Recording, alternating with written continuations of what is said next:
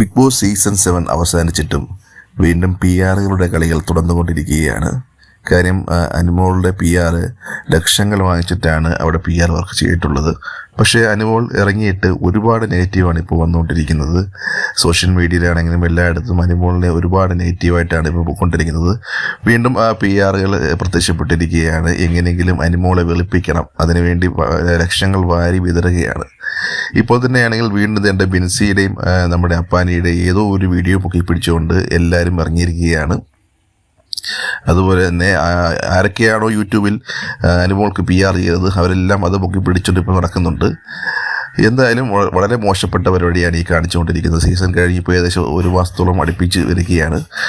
പിന്നെയും മറ്റുള്ളവരുടെ ലൈഫിലേക്ക് ഇതുപോലെ വിഷയങ്ങൾ ഉണ്ടാക്കി എന്തിന് അനുമോളിലെ കാര്യങ്ങൾ കഴിഞ്ഞു. വീണ്ടും അനുമോളിനെ വെളുപ്പിക്കാൻ വേണ്ടി മറ്റുള്ളവരുടെ ലൈഫ് വെച്ച് കളിച്ചുകൊണ്ടിരിക്കുകയാണ്.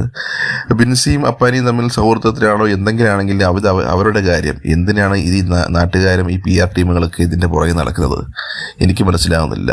ഇപ്പോൾ ഒരു വീഡിയോ ലീക്കായിട്ടെന്ന് പറയുന്നു. അനുമോൾ ഈ ബിൻസിയുടെ വയറിലോ സൈഡിലോ എങ്ങാണ്ട് ഈ നമ്മുടെ അപ്പാനി ക്യാഷിലോട്ട് തുടർന്ന് എന്തോ കാര്യം എടുത്തു വെച്ചിട്ട് വീണ്ടും ഈ കുൽസിതം പറയുകയാണ് അനുമോളുടെ PR-കൾ.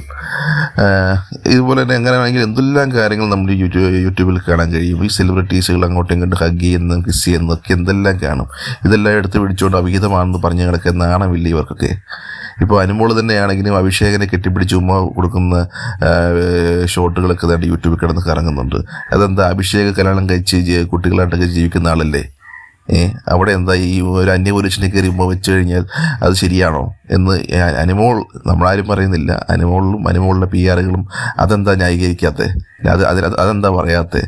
അപ്പോൾ ഒരാളുടെ ഇമേജ് റെഡിയാക്കാൻ വേണ്ടി മറ്റുള്ളവരുടെ ലൈഫ് വെച്ച് കളിക്കുന്ന ഈ പരിപാടി അവസാനിപ്പിക്കണം. അനുമോൾ ആരാ, സൂപ്പർ സ്റ്റാറോ? അത് കഴിഞ്ഞു, സീസൺ കഴിഞ്ഞു. ഇനിയെങ്കിലും നിർത്തിക്കൂടെ?